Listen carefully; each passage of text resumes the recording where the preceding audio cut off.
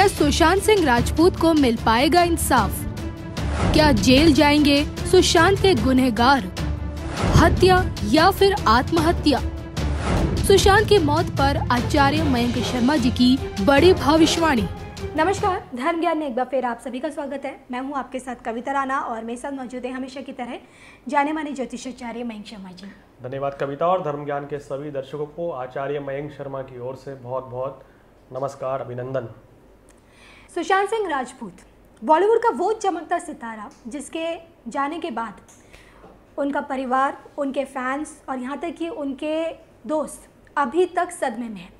किसी को यकीन ही नहीं हो रहा कि इतना 34 वर्षीय यंग टैलेंटेड वर्सेटाइल एक्टर अब हमारे बीच नहीं रहा, क्योंकि जिन हालातों में उनकी मौत हुई है, जिन हालातों में वो बांद्रा में अपने फ्लैट में मृत पाए गए, उसके पीछे कई तरह के सवाल उठाए जा रहे हैं। किसी का कहना है कि भाई सुशांत सिंह राजपूत आत्महत्या नहीं कर सकता था, और किसी का कहना है कि उनकी मौत के पीछे किसी बड़ी हत्या की साजिश रची गई है। ऐसे में आज हम एस्ट्रोलॉजिकली एनालिसिस करेंगे सुशांत सिंह राजपूत की मौत के पीछे, और ये जानने की कोशिश करेंगे कि आखिरकार जिस बुरे दौर से वो गुजर रहे थे उस वक्त उनके ग्रह नक्षत्र क्या कह रहे थे, और अब जो सोशल मीडिया से लेकर बॉलीवुड में उन्हें इंसाफ दिलाने की मांग उठी है, क्या उन्हें इंसाफ मिल पाएगा?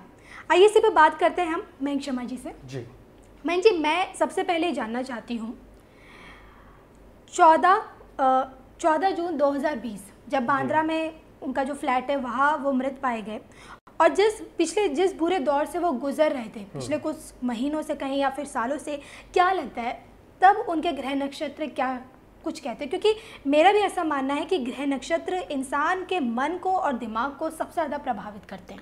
जी बिल्कुल सही आपने कहा है। देखिए, ग्रह नक्षत्र हमारे मन मस्तिष्क को प्रभावित करते हैं जी। हम कैसा व्यवहार करेंगे ये हमारी कुंडली में हमारी राशि तय करती है, लगन तय करता है जी। क्या हमारी कुंडली में अवसाद का योग है या नहीं है, क्या हमारी कुंडली में कोई अच्छा राजयोग है या नहीं। आपने देखा है कि बहुत से व्यक्ति हमेशा खुश रहते हैं, परेशानी में भी उनके ऊपर कोई असर नहीं होता है। तो ऐसे व्यक्ति के ऊपर बड़ी से बड़ी विपत्ति भी आ जाए तो भी उसको वो हंसकर उस परिस्थितियों का, विपरीत परिस्थितियों का सामना करते हैं और परेशानी से बाहर निकल बैठते हैं। लेकिन कुछ व्यक्ति जल्दी अवसाद में आ जाते हैं, या हम कहते हैं अगर किसी व्यक्ति के ऊपर चंद्रमा की दशा चल रही है, चंद्रमा मन का कारक होता है और थोड़ा भावुकता लेता है, तो व्यक्ति ज़्यादा भावुक होता है, किसी चीज़ के बारे में ज़्यादा सोचता है। अगर वो चंद्रमा नीच का हो जाए, अस्त हो जाए, तो और भी ज़्यादा समस्या बढ़ जाती है। या ऐसे चंद्रमा पर शनि राहु का प्रभाव हो, केतु की दृष्टि हो, तो व्यक्ति का मन कमज़ोर हो जाता है और उसकी इच्छा शक्ति जो है कमज़ोर हो जाती है और व्यक्ति कोई गलत कदम उठा लेता है। ग्रह नक्षत्र हमें बहुत ज़्यादा प्रभावित करते हैं। हमारी कुंडली ये बताती है कि हमारा मन कितना मजबूत होगा, हमारा मस्तिष्क जो है वो कितना मजबूत होगा, जीवन में हम कितनी तरक्की करेंगे, कितनी ऊंचाइयां छुएंगे और किस लेवल का हमारी कुंडली में राजयोग है। तो ये हमारी कुंडली पूरी तरीके से तय करती है। और कुंडली के अनुसार, ज्योतिष के अनुसार हम बहुत कुछ व्यक्ति के बारे में जान सकते हैं कि आजकल उनके मन में क्या चल रहा होगा, किस तरह की मनोस्थिति उनकी है, क्या वो किसी परेशानी से जूझ रहे हैं या उनका समय बहुत अच्छा चल रहा है। और आमतौर पर ज्योतिष में देखा गया है कि अगर समय आपका खराब चल रहा है, दशा खराब है, तो आपके साथ अप्रिय घटनाएं घटेंगी, बीमारी, परेशानी, दुर्घटना, शत्रुओं की वृद्धि ज़्यादा रहेगी। अगर आपका शुभ समय चल रहा है तो आपका काम कारोबार बहुत अच्छा चलेगा और आपको अच्छी अच्छी खुशखबरियां मिलेंगी। तो कुंडली का बड़ा अहम रोल है हमारे जीवन में, हमारे जीवन को चलाने में। कहते हैं ना कि ग्रह हमारी दिशा और दशा तय करते हैं। जैसा ग्रह आपके ऊपर आएगा वैसा ही आपका मन हो जाएगा जी। तो ये मैं इनसे जानना चाहती हूँ कि जो सुशांत सिंह राजपूत को जो लेकर जो बात कही जाती, कथित खुदकुशी करना इतना बड़ा कदम, क्या आपको लगता है सुशांत सिंह राजपूत उठा सकते थे? उस वक्त उनके ग्रह नक्षत्र क्या कह रहे थे? देखिए, इनकी कुंडली पर नजर डालना बहुत जरूरी है। वृश्चिक लगन की कुंडली है इनकी और वृषभ इनकी राशि है। अब आप देखिए कि वृषभ राशि वो राशि है जिसमें चंद्रमा सबसे ज्यादा मजबूत होते हैं, यानी कि चंद्रमा यहाँ उच्च के हो जाते हैं। और चंद्रमा, जैसे हमने बताया कि चंद्रमा मनसो जात, चंद्रमा मन का कारक माना गया है। और जब मन आपका मजबूत होगा तो व्यक्ति की इच्छा शक्ति बहुत मजबूत होगी, व्यक्ति अच्छे कार्य करता है और नेगेटिव थिंकिंग कभी नहीं उसकी रहती है, हमेशा पॉजिटिव अप्रोच के साथ चलता है और ऐसा व्यक्ति हमेशा खुश मिजाज रहता है, जनता का प्रिय होता है। और इनकी कुंडली पर अगर हम निगाह डालें तो लगन में इनके शनि विराजमान हैं, सेकंड हाउस में बुध है और तृतीय भाव में सूर्य, शुक्र और गुरु की युति बनती है। और यहाँ पर ये बता रहे हैं कि गुरु नीच के होके बैठे। चतुर्थ पंचम भाव खाली है। छठे भाव में इनके राहु विराजमान है जो कि मेष राशि में, शत्रु राशि में। सातवें भाव में चंद्रमा है जो कि उच्च का है। अष्टम, नवम, दशम और एकादश भाव बिल्कुल खाली हैं और 12वें भाव में मंगल और केतु हैं। यानी कि लगन के स्वामी मंगल 12वें भाव में केतु के साथ चले गए हैं। तो लगन का स्वामी जब भी 12वें भाव में जाता है तो ये कमजोर कुंडली हो जाती है, यानी कहीं ना कहीं राजयोग में कुछ ना कुछ कमी रह जाती है। क्योंकि ज्योतिष में कहा गया है कि लग्नेश अगर मजबूत है तो आप अपने जीवन में विपरीत परिस्थितियों में भी बड़ी उपलब्धियां हासिल कर लेते हैं, लेकिन अगर लगन कमजोर है तो आपको जीवन में उतार चढ़ाव और संघर्ष देखना पड़ता है। चाहे आप कितने ही अच्छे परिवार में जन्म लें, चाहे अमीर परिवार में जन्म लें, चाहे गरीब परिवार में जन्म लें। जी मैं ये पर्सनली जानना चाहती हूँ कि 34 इयर्स जब इंसान अपना करियर बना रहा होता है, लेकिन सुशांत सिंह राजपूत इतने टैलेंटेड एक्टर थे कि उन्होंने 34 इयर्स में वो बॉलीवुड के इतने बड़े मुकाम पर पहुंच चुके थे। छोटे पर्दे से उन्होंने खुद का डेब्यू किया और अपनी मेहनत के बल पर, क्योंकि उनका कोई गॉडफादर तो था नहीं, अपनी मेहनत के बल पर एक से बढ़कर एक उन्होंने बॉलीवुड को फिल्में दी। और इतना यंग टैलेंटेड एक्टर, उनकी कुंडली क्या कहती है? क्या आपको लगता है कि बाकी जो बॉलीवुड के जो बड़े बड़े स्टार्स हैं, क्या उन्हें सुशांत सिंह से खतरा था? क्योंकि जिस तेज़ी से वो आगे उभर रहे थे अपने टैलेंट के बलबूते पर, क्या लगता है आपको? देखिए, उनकी कुंडली में अगर हम बता दें कि वो कौन से योग थे जिन्होंने सुशांत सिंह को, कहाँ तो वो इंजीनियरिंग करने गए थे और कहाँ वो एकदम से फिल्म इंडस्ट्री में आ गए, ऐसे क्या योग थे? देखिए, वृश्चिक लगन में सप्तम भाव का स्वामी शुक्र बनता है जी। और वृश्चिक लगन मानी गई है, या वृश्चिक राशि या वृषभ राशि जो कि इनकी है, ये दोनों ही राशि आपको फिल्म लाइन, क्रिएटिव लाइन से जोड़ती है। यानी कि अगर हम ये कह दें कि व्यक्ति जो वृश्चिक राशि वाले लोग होते हैं वो बहुत अच्छे एंटरटेनर माने गए हैं, और या आपकी वृषभ राशि हो तो भी ये बात लागू होती है। अगर व्यक्ति फिल्म लाइन में ना भी है तो ऐसे व्यक्ति आप देखते हैं कि बहुत अच्छे टैलेंटेड, मल्टी टैलेंटेड होते हैं। एक्टिंग, डांस का हुनर इनके अंदर भरा होता है। तो ये भी इनकी कुंडली में योग था जिसके कारण ये इस ओर अग्रसर हुए। तृतीय भाव में जो क्रिएटिव फील्ड का माना गया है, वहां पर शुक्र और गुरु की युति का होना इनको फिल्म लाइन की ओर ले आया है। और शुक्र मकर राशि में बैठे हैं जो कि इनकी बहुत ही शुभ स्थिति में बढ़िया बन के बैठे हैं। नवांश कुंडली में शुक्र उच्च के हैं जिन्होंने उनको फिल्म लाइन की ओर अग्रसर किया और फिल्म लाइन में अच्छी सफलता दिलाई, और 2-3 फिल्में ऐसी दिलाई कि ये एकदम से बड़े हीरो बन गए हैं। और जो उनकी कुंडली कह रही थी, ये आने वाले समय में कहीं ना कहीं एक बड़े हीरो का रूप ले सकते थे, एक बड़े सुपरस्टार बन सकते थे।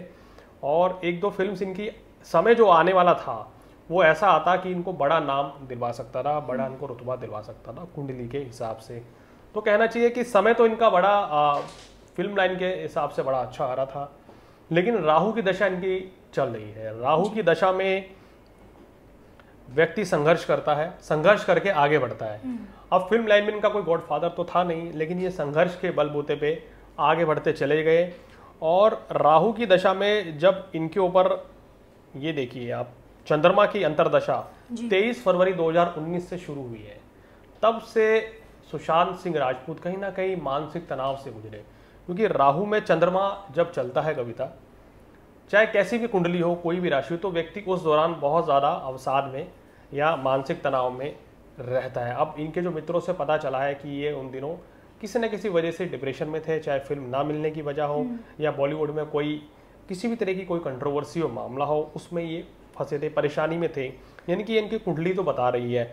और ये समय इनका अगर हम देखें 23 अगस्त 2020 तक का समय, तब तक इनको चंद्रमा की महादशा चलेगी, या अब कहते हैं कि चलती। तो ये समय इनका, यानी कि 23 अगस्त 2020 तक का समय इनका बड़ा तनावग्रस्त था। और क्योंकि इनका चंद्रमा उच्च का है, लेकिन शनि की दृष्टि चंद्रमा पर पड़ रही है जी। तो जैसे मैंने बोला कि अगर चंद्रमा के ऊपर शनि, राहु, केतु की दृष्टि पड़े तो व्यक्ति ज्यादा सोचने वाला हो जाता है, गंभीर हो जाता है, छोटी छोटी बात को लेकर दिल पे ले बैठता है। तो कहीं ना कहीं सुशांत के अंदर ये आदत रही थी कि वो छोटी छोटी बातों को लेकर ज़्यादा सोचते थे, ये इनकी कुंडली बताती है। और देखिए, जब भी लगन का स्वामी मंगल अगर केतु के साथ हो तो और वो 12वें भाव में हो या अष्टम भाव में हो तो दुर्घटना योग कुंडली में बनता है। यानी लगता है कि इनकी कुंडली के साथ कोई मिसहैपनिंग या इनके जीवन में दुर्घटना घटी है, ये इनकी चीजें बताती हैं। और छठे भाव का राहु जो है शत्रुओं की वृद्धि करता है, गुप्त शत्रु है, यानी कि इनको भी नहीं पता है कि इनके शत्रु कौन थे। हिडन एनिमीज ने इनको करियर में, फिल्मी करियर में या इनको जीवन में बड़ा नुकसान पहुंचाया, इनको बड़ी ठेस पहुंचाई है, ये इनकी कुंडली बता रही है। मैं जब ये जानना चाहती हूँ कि अंकिता के बाद रिया चक्रवर्ती का सुशांत की जिंदगी में आना, क्या लगता है आपको, क्या उनकी जिंदगी में बहुत बड़ा बदलाव आया उनके ग्रह नक्षत्रों को देखते हुए? देखिए, एक तो इनकी कुंडली में पंचम भाव का कारक जो हम लव रिलेशनशिप को देखते हैं, एक तो मांगलिक कुंडली है इनकी, और हम कहते हैं कि मांगलिक कुंडली में वैसे ही वैवाहिक सुख में कमी रहती है या लव रिलेशनशिप में असफलता मिलती है। और पंचम भाव से हम लव रिलेशनशिप को देखते हैं। पंचम भाव का स्वामी बृहस्पति नीच के होके बैठे हैं, यानी कि ऐसे में बार बार रिश्ते बनते हैं, बिगड़ते हैं। रिश्ते बनते बहुत अच्छे हैं लेकिन गलत फहमियाँ पैदा हो जाती हैं और कुछ समय के बाद रिश्ते वो टूट जाते हैं। ऐसा ही कुछ इनका अंकिता लोखंडे के साथ हुआ और रिया चक्रवर्ती के साथ भी ये चीज़ें कहीं ना कहीं नज़र आ रही थी कि भाई इनके जो रिलेशन थे, राहु में चंद्रमा का होना, गुरु का नीच का होना, पंचमेश गुरु होकर नीच का होना, कहीं ना कहीं प्रेम संबंधों में कुछ ना कुछ खटास तो इनके जीवन में चल रही थी, ये इनकी कुंडली भी बता रही है।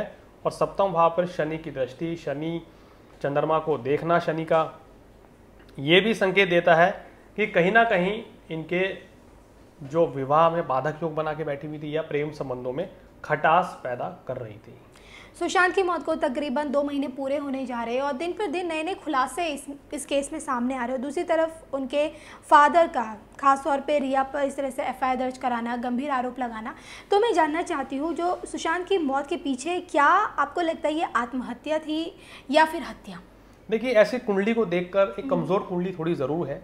इस कुंडली में मंगल केतु के योग के कारण, गुरु नीच के होने के कारण कहीं ना कहीं आयु का खंड कुछ कमजोर बनता है और राहु की दशा थी और शनि पर चंद्रमा की दृष्टि थी, तो ये सब योग कुछ कमजोर बनाते हैं। और कहते हैं कि 12वें भाव में जब केतु होता है तो ज्योतिषी गणना के हिसाब से ये कहते हैं कि इसमें रीबर्थ नहीं होता है, यानी कि जो अगला जन्म जो है वो नहीं होता है 12वें भाव में जब भी केतु या गुरु होते हैं जी। अब उस कुंडली में ये स्थिति बन रही है इनकी कि उच्च का चंद्रमा जिस व्यक्ति का होता है, हम ये कदापि नहीं कह सकते कि वो व्यक्ति आत्महत्या कर सकता है, क्योंकि जब मन मजबूत है, मेरे ऊपर कितनी ही विपत्ति आ जाए, अगर मेरा मन मजबूत है तो मैं डगमगा नहीं सकता, मैं कोई गलत कदम नहीं उठा सकता हूं। तो ये ज्योतिष ये कहती है कि अगर चंद्रमा जिनका मजबूत होता है, चंद्रमा मन का कारक है, आप अपनी इंद्रियों को अपने वश में कर सकते हैं, आपके अंदर कंट्रोलिंग पावर बहुत ज़्यादा होती है, आप डिप्रेशन में भी रहें तो भी अपने आप को विपरीत परिस्थितियों से निकाल सकते हैं। छठे भाव की राहु की दशा का चलना और राहु में चंद्रमा का चलना, ये कोई षड्यंत्र, कोई दुर्घटना का संकेत देता है। और इनकी कुंडली में जो लगन का स्वामी मंगल है वो केतु के साथ 12वें घर में है, यानी कि इनके साथ कोई लाइफ में दुर्घटना, कोई मिसहैपनिंग, कोई एक्सीडेंट होना लाजमी है, ये इनकी कुंडली बता रही है। तो आत्महत्या का योग उनके कुंडली के हिसाब से देखते हुए तो बिल्कुल नहीं नजर आ रहा है। उनके जाने से पूरा बॉलीवुड और उनके फैंस तो सदमे में है ही, लेकिन अब जो उनको इंसाफ दिलाने की मांग उठ रही है, क्या लगता है आपको, क्या उन्हें इंसाफ मिल पाएगा? क्या ये जो केस है ये सुलझ पाएगा? क्योंकि कई तरह की परिस्थितियां, सिनेरियो इस वक्त बन रहे हैं। देखिए, जो भी हालात जो बनते हुए नजर आ रहे हैं, अभी इनकी कुंडली में राहु में चंद्रमा की दशा है जो कि 20 अगस्त को समाप्त हो रही है। उसके बाद मंगल की अंतरदशा आएगी और मंगल की अंतरदशा लगते ही इनके केस में तेजी से केस आगे बढ़ेगा। लेकिन जो भी कुछ हालात मेरे को नजर आ रहे हैं इनकी कुंडली के हिसाब से जी, उसमें अभी इनको इंसाफ मिलने में थोड़ा समय लगेगा। और अगर मैं देखता हूं तो क्योंकि राहु का राशि परिवर्तन भी होने जा रहा है 23 सितंबर को, अगस्त में इनकी अंतरदशा चेंज हो रही है, तो मेरे को लग रहा है कि जो परिस्थितियां बन रही हैं अगले साल मई या जून के बाद या इस समय के दौरान ही उनको इंसाफ मिलता हुआ नजर आएगा। और ये बात तय है कि इसमें कई राज भी बाहर निकल के आ सकते हैं। चलिए मयंक जी, हमसे बातचीत करने के लिए आपका बहुत बहुत शुक्रिया। तो ये थे हमारे साथ मयंक शर्मा जी, जिनके साथ हमने सुशांत सिंह राजपूत की मौत का एक तरह से करके एस्ट्रोलॉजी का एनालिसिस करे। और हम आपको बता दें कि दर्शकों के खास निवेदन पर हमने ये एपिसोड रखा है। और इसी के साथ मुझे और मयंक शर्मा जी को दीजिए इजाज़त। नमस्कार।